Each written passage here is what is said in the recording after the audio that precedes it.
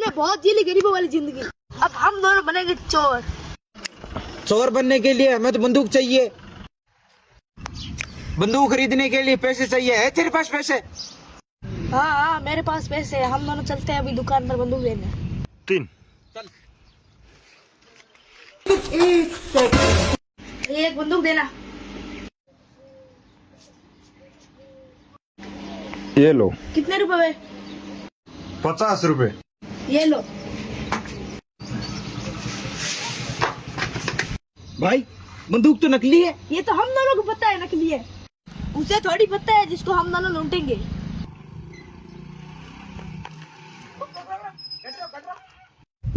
जो कुछ भी है निकाल दे, वरना क्या कर लेगा? वरना गोली मार दूंगा। पर ये बंदूक तो नकली है।